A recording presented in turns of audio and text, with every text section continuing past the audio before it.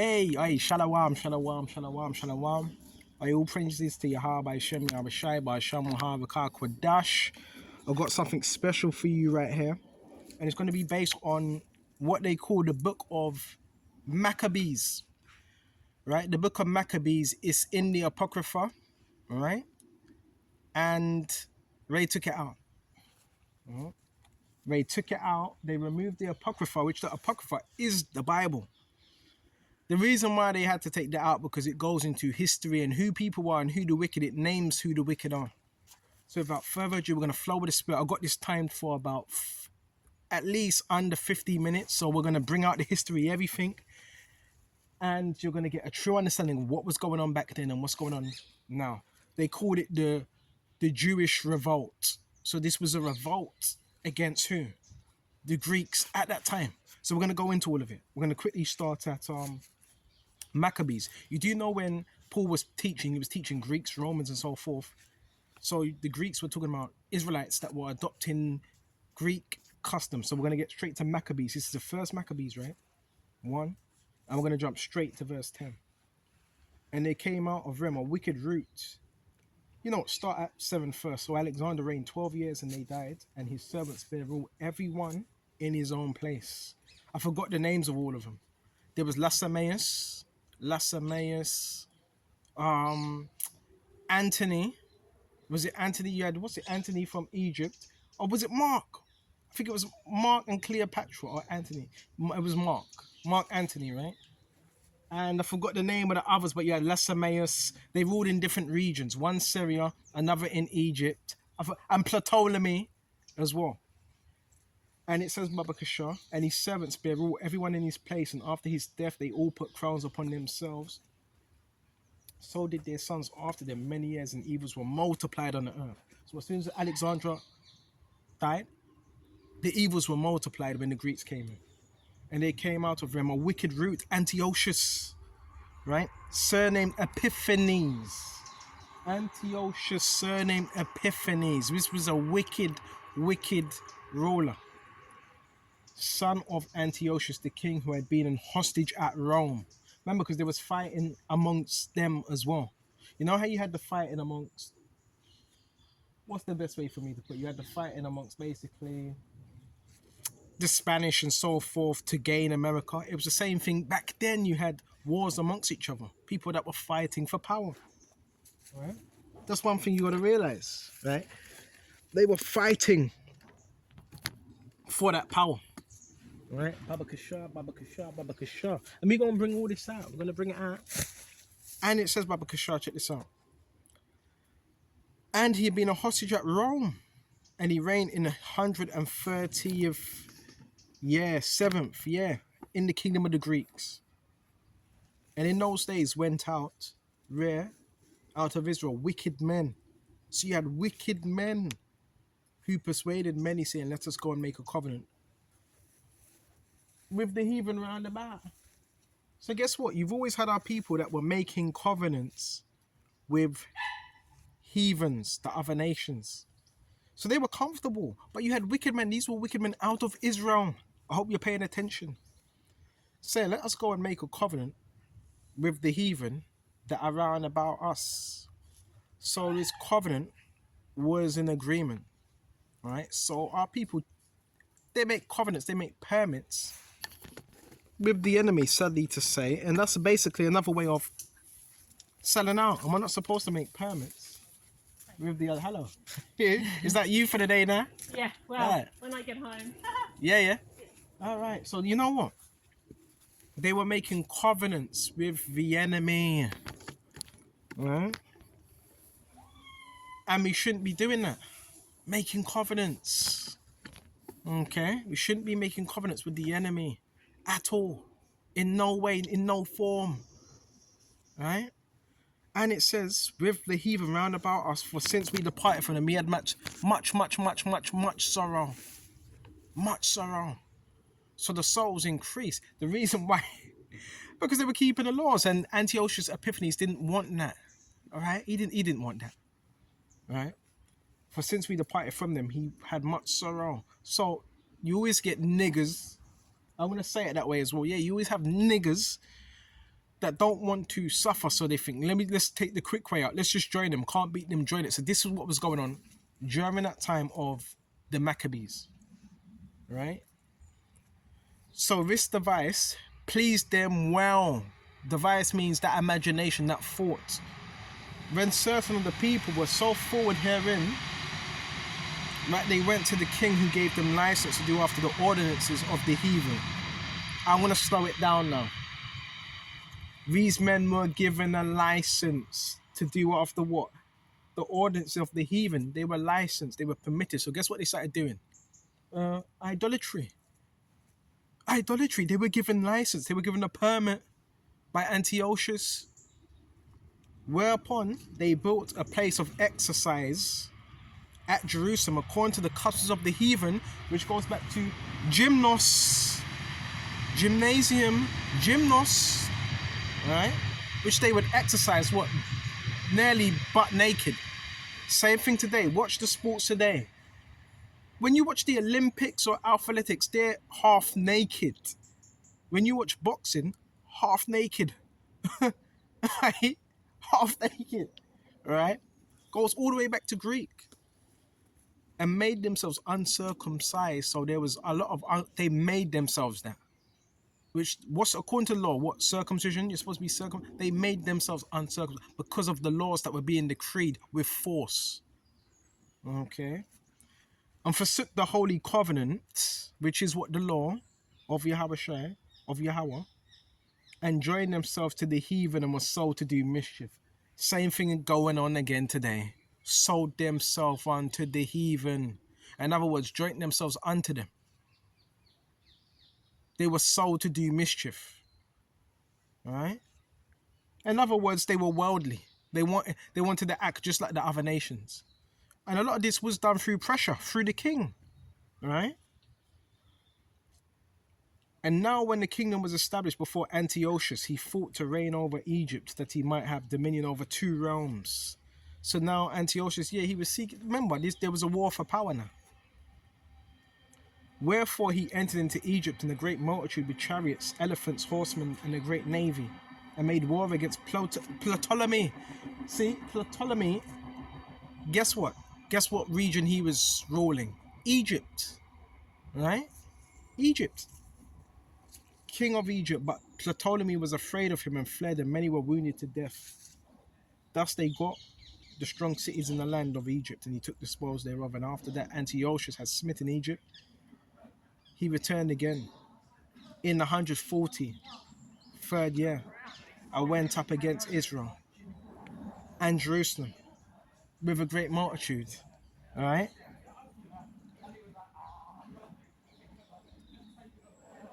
and entered. And entered proudly into the sanctuary. All right. Okay. And entered proudly into the sanctuary. So now he ruled Jerusalem as well. Check this out. This way it gets bad now. And took away the golden altar and candlestick of light and all the vessels thereof, and the table of the showbread, and pouring vessels and vials and censers of gold, and the veil and the crowns and the gold ornaments that were before the temple. All which he pulled all that off. All the things that made Jerusalem holy, he got rid of that. All right. Proper evil. You know, the demons were working with him. He took also the silver and of the gold and of the precious vessels. Also he took the hidden treasures which he found. And when he had taken all away, he went into his own land, having made a great massacre and spoken very proudly. Man, wherefore there was a great mourning in Israel in every place where they were, so that the princes and the elders mourned, the virgins and young men were made feeble, and the beauty of women was changed. Every bridegroom took up lamentation.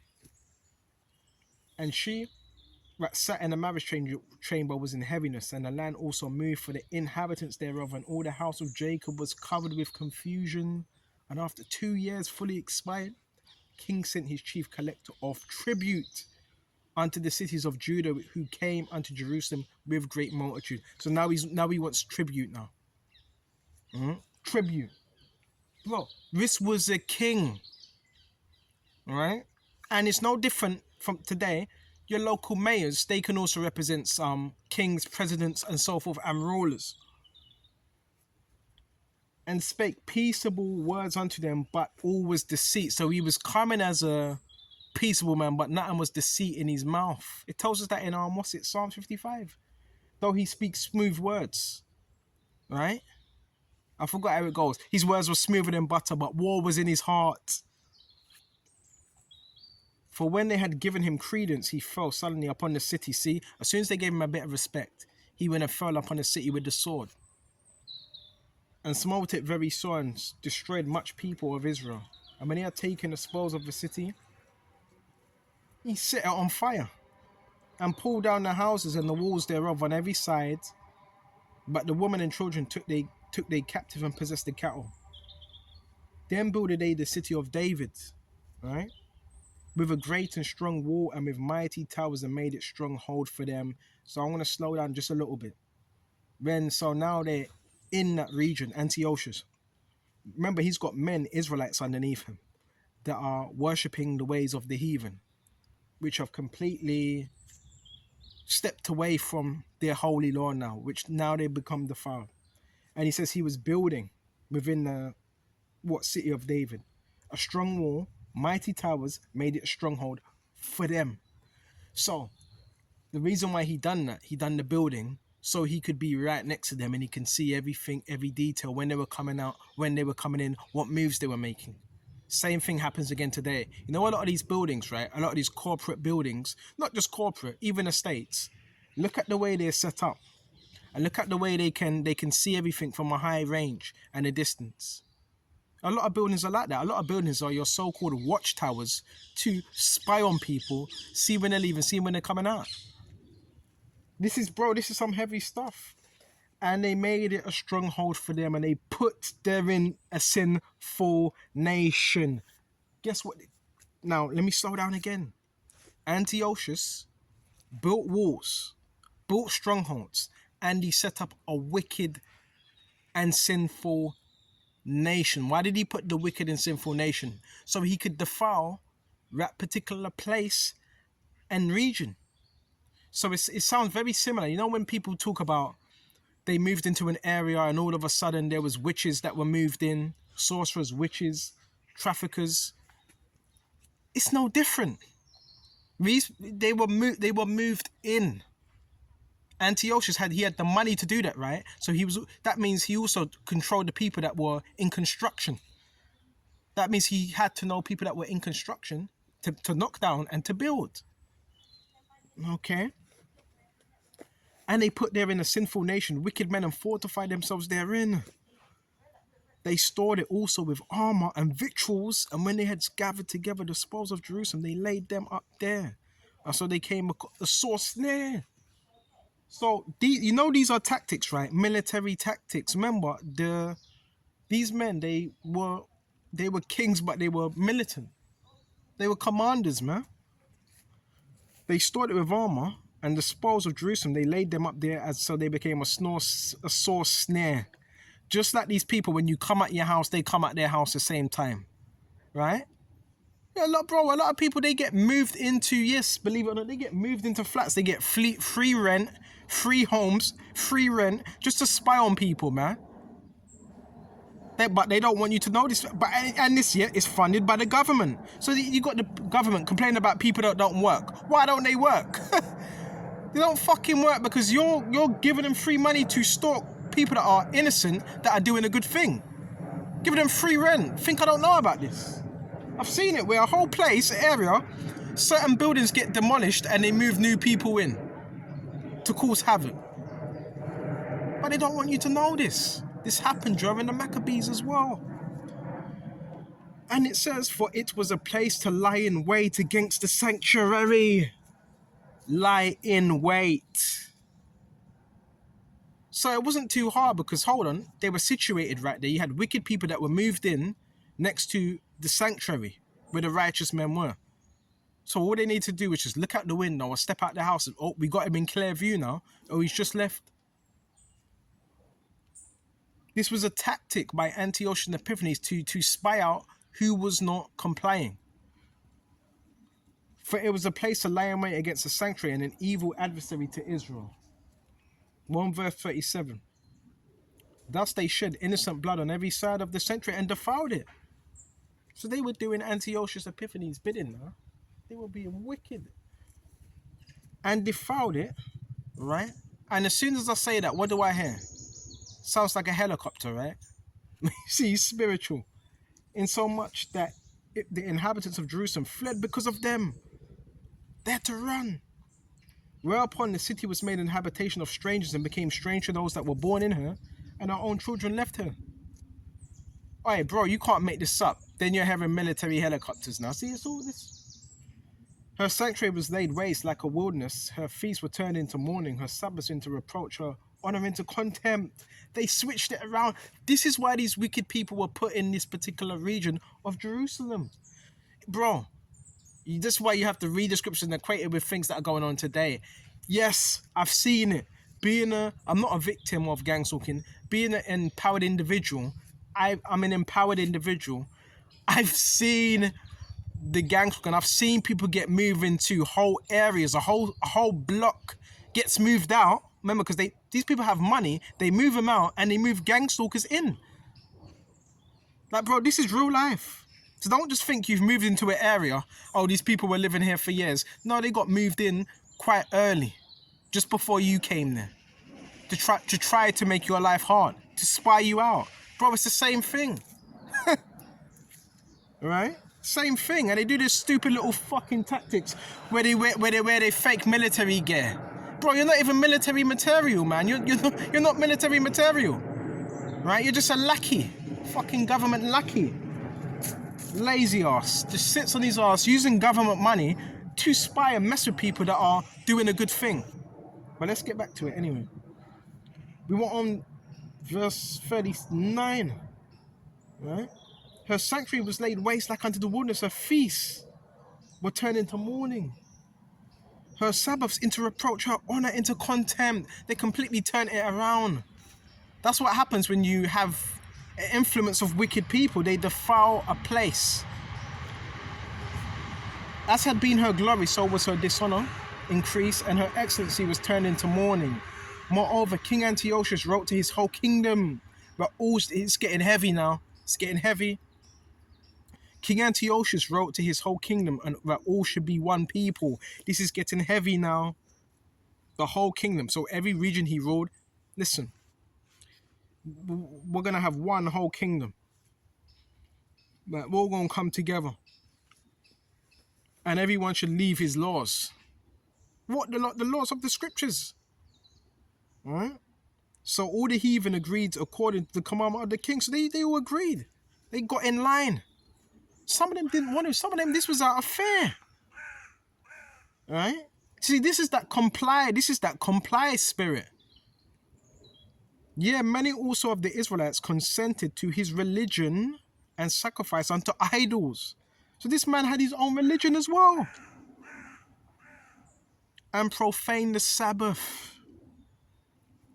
For the king had sent letters by messengers unto Jerusalem and cities of Judah that they should follow the strange laws of the land.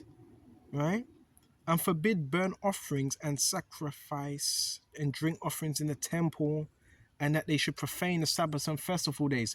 So what was he commanding? That they basically go against the power, our own power. Right? Don't do the holy days anymore. That's what he was doing. He wanted to get them to defile themselves, because they know, the enemy knows, if we can get the Lord's people defiled, if we can get them in sin, it'd be a greater chance of them not making it. Stay with me here. I hope you're getting all this now. If you got your pads and your papers, write these things down. I'm not doing this lesson for no reason. And it says, Baba Kishar, stay with me now, stay with me. And everyone should leave his laws until all the heathen agreed according to the commandment of the king. Yeah, and many also of the Israelites consented to his religion and sacrifice unto idols and profane the Sabbath. In other words, his religion was also it must have been a form of Satanism. If he's telling them to do away with the Sabbaths and all that other stuff. Right? So they were sacrificed unto idols, which are demons. Right? And profane the Sabbath. For the king had sent letters by messengers unto Jerusalem and the cities of Judah that they should follow the strange laws of the land. as forbid burnt offerings and sacrifice and drink offerings in the temple, and that they should profane the Sabbaths and festival days and pollute the sanctuary and holy people. Set up altars. Set up altars. So now you must have seen a lot of demonic altars placed around that region that was now once holy. Right?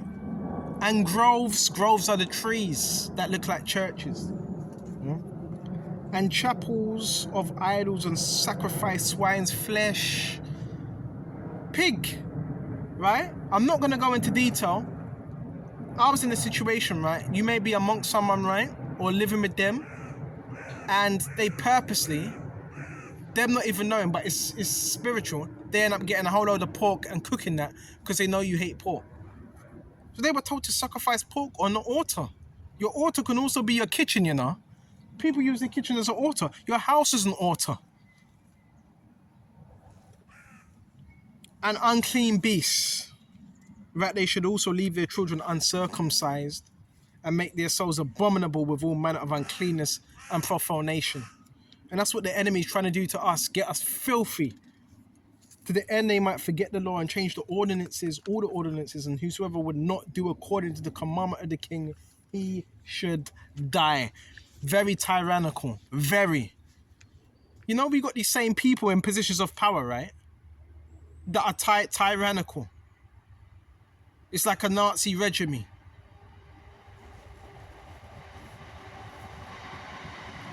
And to end, they might forget the law and change all the ordinances, and whoever would not do after the commandment of the king, he should die. In the self-same manner wrote he to his whole kingdom and appointed overseers.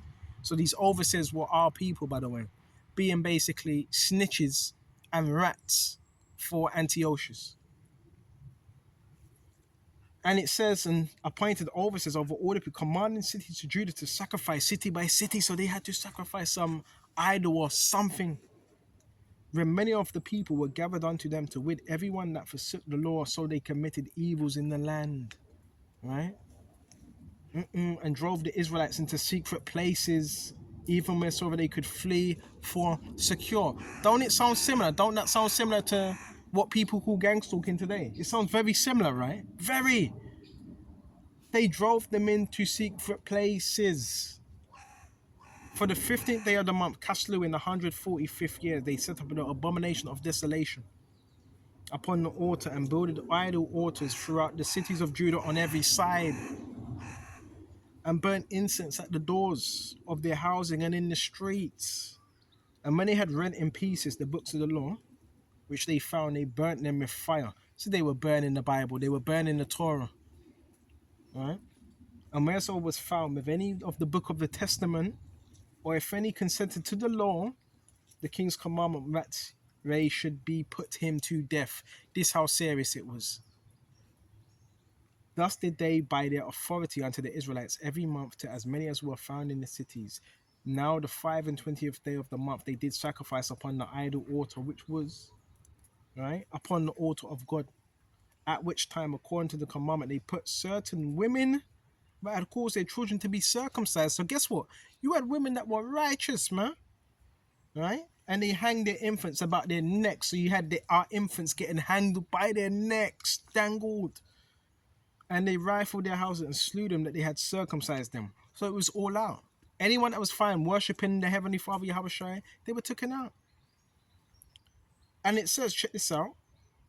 How about many in Israel were fully resolved and confirmed in themselves not to eat any unclean thing. Wherefore they chose rather to die, that they might not be defiled with meats. See, that's when we talk about integrity. That's integrity. And they might not profane the holy covenant. So then they died, and there was a great wrath upon Israel. In those days arose Matthias, the son of John, the son of Simeon, a priest of Saran of Jorab, from Jerusalem, and dwelt in Modin. And he had 5 sons: Johanan, called Cadiz, Simon, called Tassi, Judas, who was called Maccabees, Eleazar, called Aviran, and Jonathan, whose surname was Appas. And when he had saw the blasphemies that were committed in Judah and Jerusalem, he said, Woe is me, wherefore I was born to see the misery of my people and of the holy city, and to dwell there, when it was delivered unto the hand of the enemy, and the sanctuary into the hand of the strangers. Her temple is become as a man without glory. Her glorious vessels are carried away into captivity. Her infants are slain in the streets. Her young men with the sword of the enemy. And what nation have not had a part in her kingdom and gotten of her spoils? And her ornaments are taken away of a free woman. She has become a bondslave, right? And behold, our sanctuary, even our beauty and our glory is laid waste, and the Gentiles have profaned it. To what end thereof shall we live any longer? When Matthias and his sons rent their clothes and put on sackcloth and mourned very sore. In the meanwhile, king's officers, such as compelled the people to revolt, came in the city of Modin to make them sacrifice.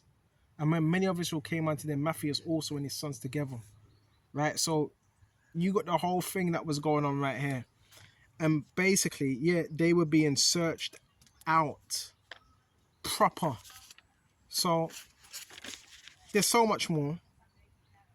Bear me just a minute. There's so much more here. There's so much more. But we're not going to read all of it because it's not. But this is the Maccabees. You had men that were raised up to basically fight against that. But the whole point is, what was happening there, that was based on compliance. We could read a bit more as well because there's still a bit more time to go. We still got 20-something minutes. But this was based on compliance to the laws, to the regulations of Antiochus, which wasn't even an Israelite. So you see how many people followed out of fear. Not everyone wanted to. A lot of them done it out of fear and their livelihoods. So you got to prepare for the same thing again today. Because a lot of men have took that bag. Right? A lot of men have took that bag. What does it say in Mark? What should a man profit if he shall gain the whole world and lose his own soul? So there was those that were selling themselves to do... Look, listen. I want to say it like this. A lot of the people that you're around, most of them, not all, most of them have sold their soul, man. So when they're looking at you, most are looking at you with a sense of envy, jealousy, and they're going to do anything to protect that same system that they've sold out to, because they've sold out to it. So when you're there, there's going to be friction. You've always had that people that sold out and done deals with the enemy. Always. It says they were given, this was like a permit. They were given license. Same thing today. You got men, they're given a license. What do they call it? The 501c3 charter. The 501c3 charter. That's a license, bro. That's like a gag order. You teach this, but don't teach that. Leave that out the way. That means you're compromised, man. We're going to go into more because there's a little bit more we can go into. Check this out. Hold on. We got first Maccabees here. Because there's so much more. And there rose up men, right? Judas Maccabeus rose up in his stead, and all his brethren helped him. So did all they that held with his father, and they fought with cheerfulness the battle of Israel. So Judas Maccabeus is the image that you see right now on the screen, right? And so he get his people great honor and put on a breastplate as a giant and girt warlike harness about him. And he made battles protecting the host with the sword. In his axe he was like a lion. Whew. And like a lion's roaring for his prey. Mighty man. Mighty. For he pursued the wicked and sought them out and burnt up all those that vex his people. See? Now, the Maccabees, remember it was a revolt. Were these righteous men? Yeah. They were not prophets. See, the Maccabees, they were not prophets, but they were still, were they of the elect? Yeah, they were righteous men that fought for a cause to uphold the righteousness of Yahweh and his commandments. Okay. See, you had different groups. All right, you've always had different groups. And it says, check this out. For he pursued the wicked and sought them out and burnt up those that vex his people. Wherefore the wicked shrunk for fear of him. So people are getting shook up when they heard of Judas Maccabeus. And all the workers of iniquity were troubled. Right? That's why, you got to put pressure. Us brothers, we got to put pressure on the workers of iniquities. How do we do that? By this word. He was doing it by the sword, but we're doing it by a spiritual sword. And because salvation prospered in his hand, he grieved also many kings and made Jacob glad with his acts. So listen, this man was grieving kings, man. We're grieving kings as well by this word that we're bringing out. All right? And made Jacob glad with his acts, and his memory is blessed forever. Moreover, he went through the cities of Judah, destroying the ungodly out of them and turning away. Right? We ain't got long left. We got about 17 minutes left. And it says, moreover, he went through the cities of Judah, destroying the ungodly out of them and turning away from Israel, so that he was renowned until the utmost part of the earth, and he received unto him such as were ready to perish. Right? And Apollonius gathered the Gentiles together and a great host out of Samaria to fight against Israel, which thing when Judas perceived, he went forth to meet him, and so he smote him and slew him. Many also fell down slain, but the rest fled.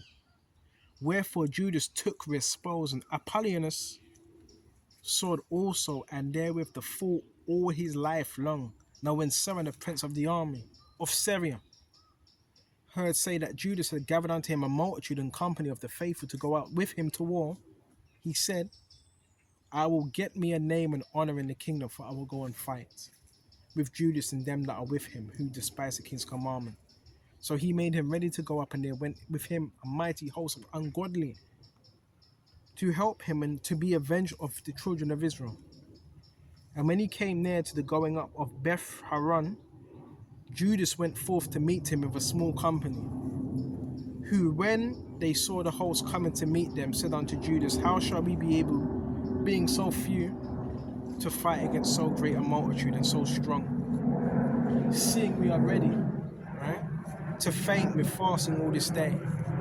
Unto whom Judas answered, it is no hard matter for many to be shut up in the hands of a few.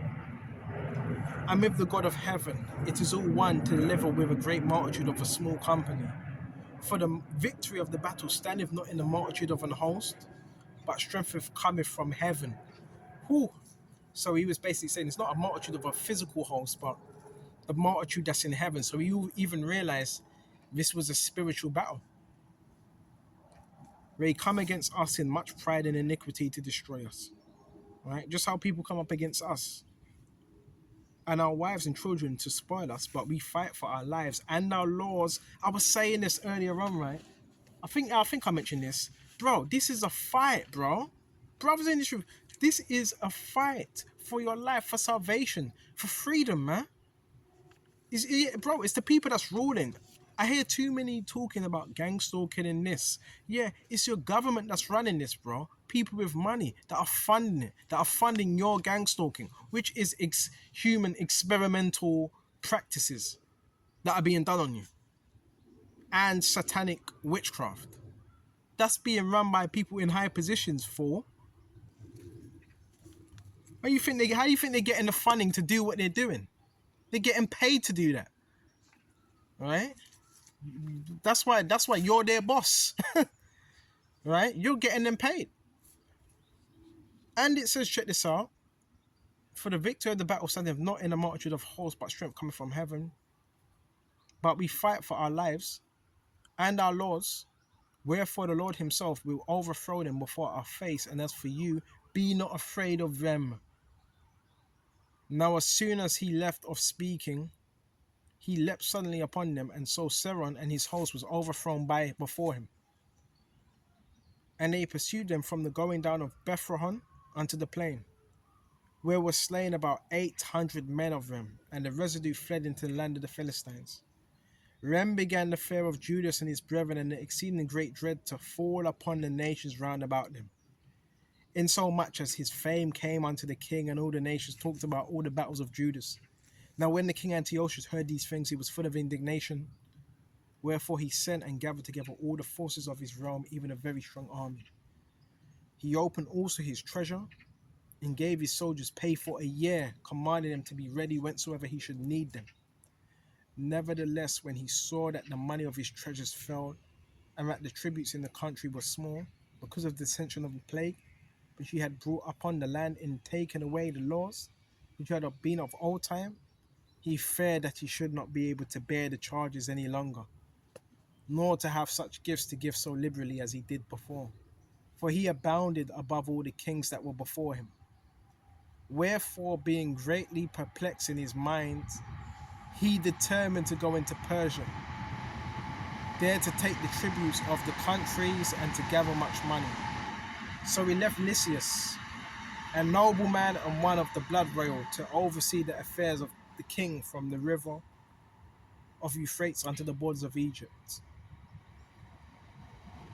and to bring up his son Antiochus until he came again. Moreover, he delivered unto him the half of his forces and the elephants, and gave him charge over these things, that it was done. Also concerning them that dwelt in Judah and Jerusalem, to wit that he should send an army against them to destroy and root out the strength of Israel and remnant of Jerusalem, to take away their memorial from that place, and that he should place strangers in all their quarters, divide their land by lots. So the king took the half of the forces and remained and departed from Antioch, his royal city, the 147th year, and having passed the river Euphrates, he went through the high countries. And Lysias chose Ptolemy, the son of Dorenimus, and Nicanor and Georgius, mighty men of king's friends. And with them he sent 40,000 footmen, 7,000 horsemen, to go into the land of Judah, and to destroy it as he commanded. So they went forth with all their power, and came and pitched by Emmaus in the plain country. And the merchants of the country, hearing the fame of them, took silver and gold very much with the servants, and came into the camp to buy the children of Israel for slaves, and the power also of Syria and of the land of the Philistines joined themselves unto them. Now when Judas and his brethren saw the miseries were multiplying, and that the forces did encamp themselves in the borders, for they knew how the king had given commandment to destroy the people and utterly abolish them. They said one to another, let us therefore restore the decayed estate of our people, and let us fight for our people and sanctuary. So this is very a brave thing that Judas Maccabees done. Then was the congregation gathered together, that they might be ready to battle, and he might pray and ask mercy and compassion. Now Jerusalem laid void as in the wilderness, and there was none of her children that went in or out. The sanctuary also was trodden down, and the aliens kept the stronghold, which is that the heathens, right? And the heathen had their habitation in that place, and the joy was taken from Jacob, and the pipe with the harp seized. Wherefore the Israelites assembled themselves together and came to Mashpah over against Jerusalem. For in Mashpah was the place where they prayed aforetime in Israel. When they fasted that day, and put on their sackcloth, and cast ashes upon their heads, and rent their clothes, and laid up open the book of the law, wherein is what the heathen had sought to paint the likeness of their images. This is where you got iconoclasm as well, which is the facing of the images. They brought also the priest's garments, and the first fruits, and the tithes, and the Nazarites they stirred up, who had accomplished their days. Then cried they with a loud voice towards heaven, saying, what shall we do with these? And we shall carry them away. For thy sanctuary is trodden down and profaned, and thy priests are in heaviness and brought low. And lo, the heathen are assembled together against us to destroy us. What things they imagine against us, thou knowest. And how shall we be able to stand against them, except thou, O God, be our help? Then they sounded the trumpets, and cried with a loud voice. And after this Judas ordained captains over the people, even captains over thousands and hundreds, and over 50s, and over 10s. But as for such as were building houses, or had betrothed wives, or were planting vineyards, or were fearful, those he had commanded that they should return every man to his own house, according to the law, so the camp removed and pitched upon the south side of Emmaus. And Judas said, we're going to shut off soon, arm yourselves and be valiant men, and see that ye be in readiness against the morning, that ye may fight with these nations that are assembled together against us to destroy us and our sanctuary. For it is better for us to die in battle. Real warrior, wasn't he? Ran to behold the calamities of our people in our sanctuary. So he wasn't just going to sit there and watch all that go on, right? Antiochus pay people off, get them to join, and have these witches, these warlocks sit up in these buildings and just pollute it with their filth. He was going to allow that to happen. Nevertheless, as the will of God is in heaven, so let him do. Whew, a bit more.